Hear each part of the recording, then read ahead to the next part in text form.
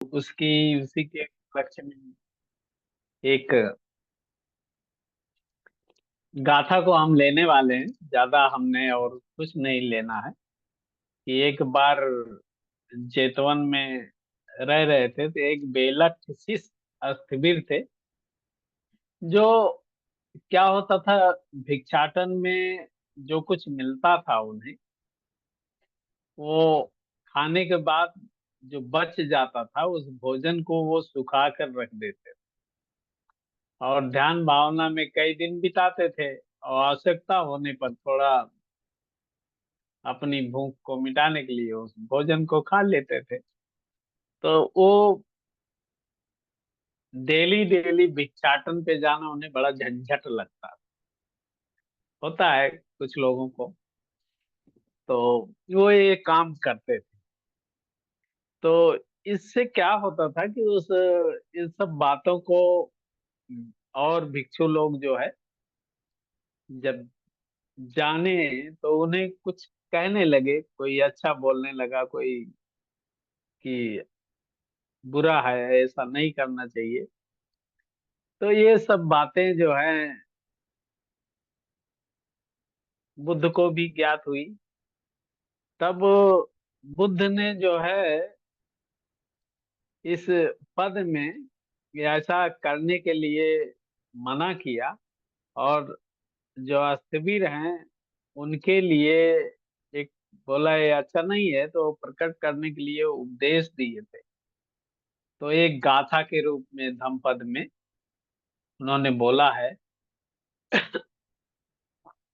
एसं सन्निचयो नत्थिये परियात भोजना श्रियंतो अनिमित्तो च विमुखो यस्य गोचरो आकाशे व शकुंतानं गति तेसंग दुरन्नया। ऐसा उन्होंने इस गाथा को पढ़ा। इसका अर्थ यह है कि जो वस्तुओं का संचय नहीं करते, भोजन पर नियंत्रण करते और शून्यता स्वरूप तथा कारण रहित निर्वाण जिनको दिखाई पड़ता है, उनकी गति आकाश में पक्षियों की गति के भांति अज्ञेय होती है। क्योंकि आकाश में जो पक्षी उड़ते हैं उनकी गति को हम नहीं जान सकते, उनकी गति क्या है। कभी तेज उड़ते हैं, कभी धीमे उड़ते हैं। तो ऐसा उन्होंने इस गाथा के माध्यम से बताया है कि सामान्यतः जो गृहस्थ एवं भिक्षु दोनों के लिए 5 प्रकार की संग्रह मिथ्या जीवन यापन माना गया है। ऐसा बुद्ध ने बताया है इस गाथक के माध्यम से कि किसी से धन एवं वस्तु आदि की प्राप्ति के लिए प्रशंसात्मक मतलब प्रशंसा करके बातों द्वारा या अपनी वाक पटुता से अच्छी अच्छी बातों से उसे समझाकर उसे प्राप्त करना मिथ्या आजीविका है। वो आजीविका अच्छी नहीं है। और इस गाथा को मैं पढ़ रहा था तो एक चीज हमें भी याद आती है। जैसे हमारे संग में नेटवर्किंग मार्केटिंग करते हैं लोग, तो उसमें भी बड़े अच्छे अच्छे प्रलोभन देते हैं कि ऐसा हो जाएगा, इतना मिलेगा, है ना, फिर इतना मिलने लगेगा, घर बैठे मिलेगा। तो वो भी वाक पटता है ना, प्रशंसात्मक बातों द्वारा लोगों को प्रलोभन देते हैं। और ये मिथ्या अजीब क्या है। और इन सब चीजों को हमारे संग में वो है, तो इन बात को लग रहा कैसे बुद्ध ने उस समय ये बात बताई हो। और दूसरा क्या है, किसी के पास अपनी इच्छित वस्तु के दिखने पर सीधा न कहकर घुमाकर उसे प्राप्त करने की कामना करना, ये भी मिथ्या अजीब क्या है। मतलब किसी के पास कोई वस्तु है, उसको वो चाहता है, कि ये मुझे मिल जाए, तो उससे सीधा नहीं बोलेगा कि ये आपकी चीज मुझे अच्छी लग रही है और ये हमारे पास होता है, आपके पास ज्यादा मुझे दे दो। लेकिन वो घुमा फिरा के ऐसी बातें करेंगे कि लास्ट में वो बोल ही देगा, कौन समझ भी नहीं पाता, तो उसके मन में ये बातें रहती है। ये भी जो है मिथ्या अजीब क्या है। और तीसरी बात उन्होंने बोली है, किसी से पूर्व में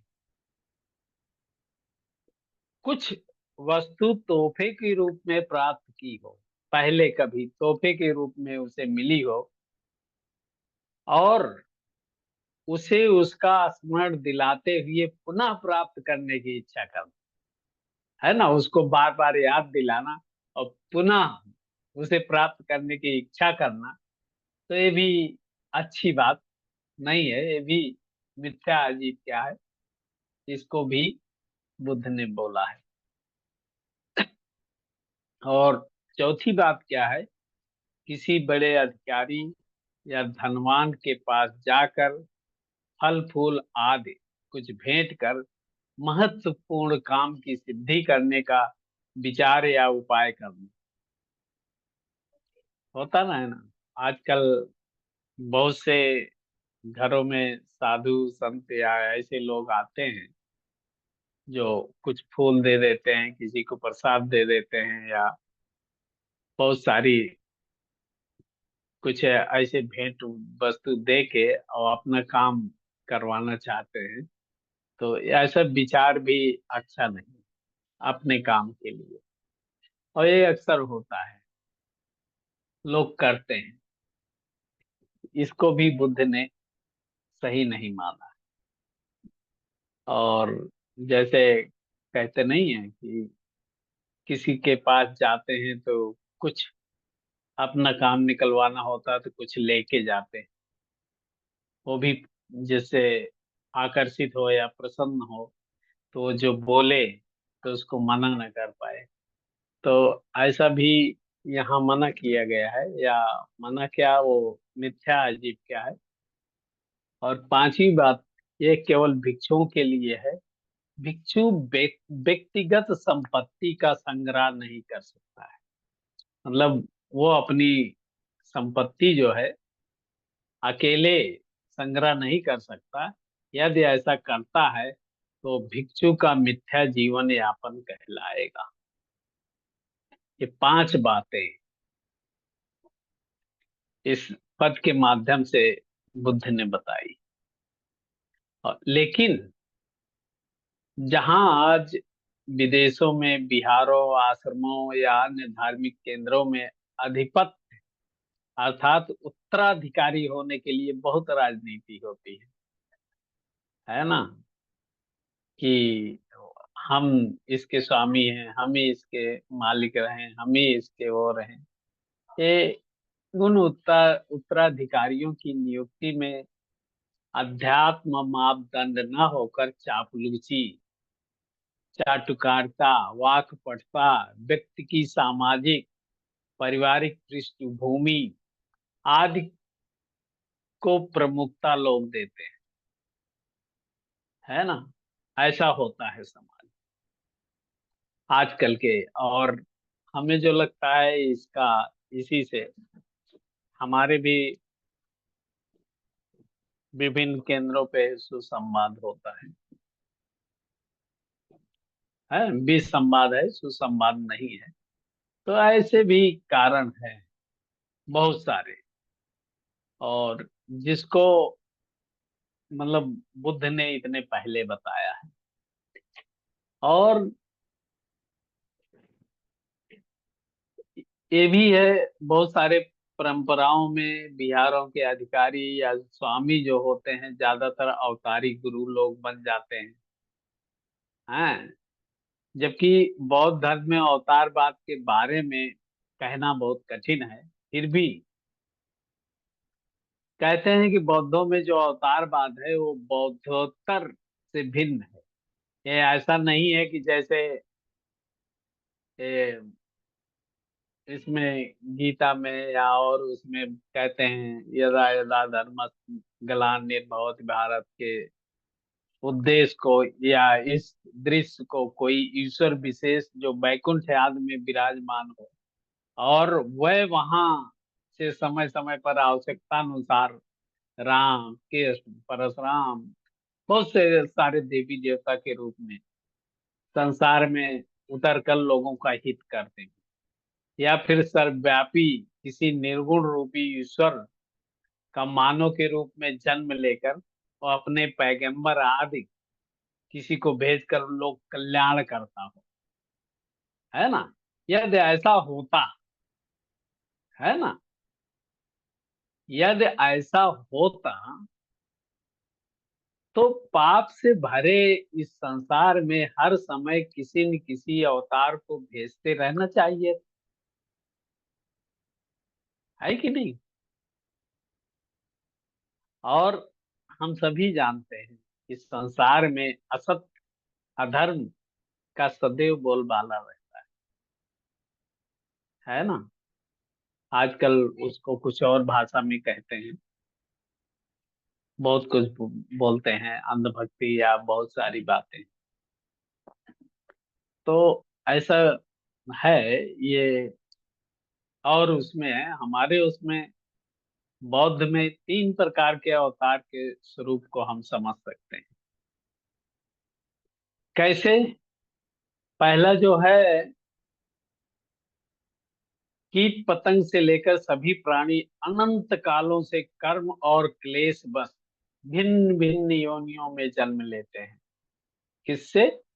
कर्म और क्लेश के वशीभूत होकर, अर्थात शुद्ध बुद्ध कहीं उच्च स्थान से नीचे की ओर अवतरण कर रहे हो, ऐसा नहीं है।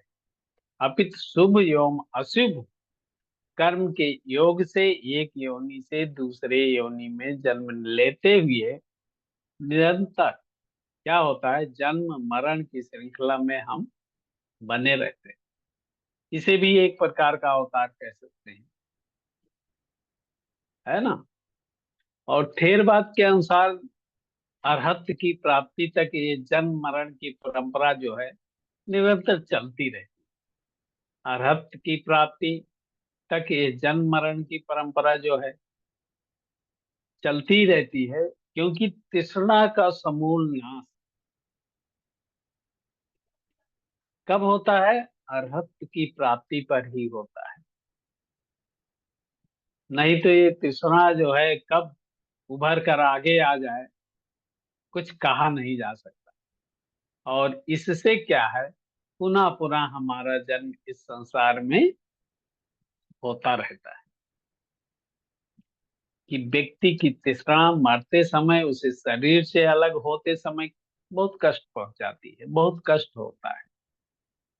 क्योंकि उसके मन में, कहते नहीं कि बहुत से लोग जब मरने लगते हैं तो कहते हैं कि इसकी जान तो पता नहीं किस चीज में अटकी हुई है, तो वो उसी में खोया रहता है, प्राण नहीं निकलते। तो तृष्णा ही होती है ना। शरीर, परिवारजन और संसार के प्रति तृष्णा उसे मृत्यु क्षण में व्याकुल कर देती है।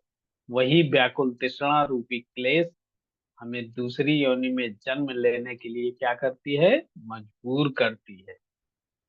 जब व्यक्ति संसार और अपने शरीर को दोषपूर्ण, दुखपूर्ण एवं अनित, अनाथ आदि रूप में देखेगा तो मरते समय अत्यंत प्रसन्न होगा, है ना।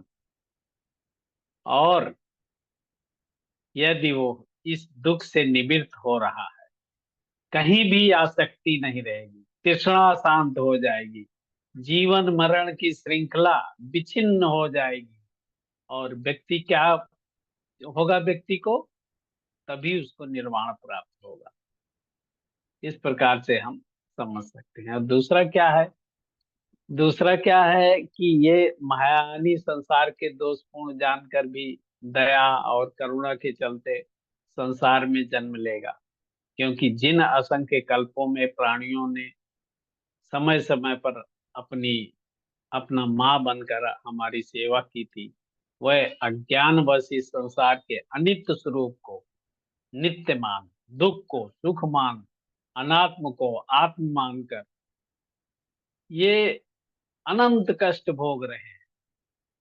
जब तक उन्हें सम्यक मार्ग दिखाकर उन्हें बुद्धत्व की प्राप्ति नहीं करा देते, तब तक वह महायानी, जिसे हम महायानी कहते हैं, चैन से नहीं बैठते हैं। हम भी आत्मभाव परित्याग में भी बात करते हैं, और मात्र अपने मोक्ष की कामना करने को वह अत्यंत क्षुद्र एवं हीन भावना या स्वार्थी होना मानते हैं। और वह प्रतिज्ञा करते हैं कि जब तक आकाश रहेगा तब तक मैं इस संसार में रहकर लोगों का हित करता रहूंगा। इस प्रकार करुणावश वे विभिन्न रूपों में जन्म लेकर प्राणियों का हित साधते रहते हैं। अतः ये भी एक अवतारवाद की कल्पना हम इसे कह सकते हैं। और तीसरा क्या है? बुद्ध, जिसने बोधि के पूर्व प्राणियों को बुद्धत्व दिलाने के लिए प्रतिज्ञा किया है और पुण्य का संचय कर बुद्ध बने थे। अतः वो उस प्रतिज्ञा के बल से विभिन्न योनियों में जन्म लेकर प्राणियों का हित करते हैं। इस प्रकार हम देखते हैं कि महायानी दृष्टि में सभी प्राणी बुद्धत्व से व्याप्त बुद्ध बन सकते हैं। बुद्ध और बोधिसत्व जब तक सभी प्राणियों को बुद्धत्व पद न प्राप्त कर दे या नहीं प्राप्त कर देते, संसार में जन्म लेकर लोक कल्याण करते रहते। निर्वाण की अवस्था जो है ये अनिवर्चनीय है ना। अतः उसे प्राप्त करने के लिए भिक्षु को संग्रह रहित हो, भोजन पर संयत होकर, भिक्षु शीलों का पालन करते हुए सभी धर्म को अनुत्पन्न, अनियमित, अप्रणहित समझकर शून्य, अनाथ, आकाशवत स्थित होकर उसे प्राप्त करना चाहिए। जिस प्रकार ये आकाश बहुत ऊंचा महान है, उस प्रकार से होकर स्थिर हो और निर्वाण की अवस्था को हम शब्दों में नहीं व्यक्त कर सकते, ऐसा समझ सकते हैं। जैसे आकाश में गत करने वाला पहले बताया, उस गाथा के मतलब कि जो आकाश में पक्षी उड़ता है उसकी व्याख्या नहीं हो सकती, उसकी गति क्या है, मात्र पक्षी को उड़ते देख सकते हैं। उसी प्रकार हम अपने निर्मल चित्त को शून्यता, निमित्तता में स्थित कर उसका अनुभव कर सकते हैं। और सभी धर्म शून्य एवं अनिमित कैसे होते हैं, इसको और भी जैसे इसमें बताया गया है, बहुत सारी गाथाएं हैं, इन सब से हम जान सकते हैं। और इन सब बातों के लिए हम कभी टाइम मिलेगा तो आगे भी चर्चा कर सकते हैं। तो इतना हमारा इस गाथा के माध्यम से बताना था। और वास्तव में इस पथ पर कौन कितना कैसे चल रहा है, उसी पक्षी की भांति इसको बता सकना मुश्किल है। जैसे इस हमारे ध्यान संध्या में बार बार ये चर्चा आती है, कौन जो है श्रोतापन है, कौन कितना आगे है, अनागामी है, क्या है, कौन जान सकता है? जो उस पद को प्राप्त होता है वही पहचान सकता है। सबकी अलग अलग बातें होती हैं। तो इतनी ही बातों को हमारे आप लोगों ने बहुत ध्यान से सुना, हमने एक बताने का प्रयास किया।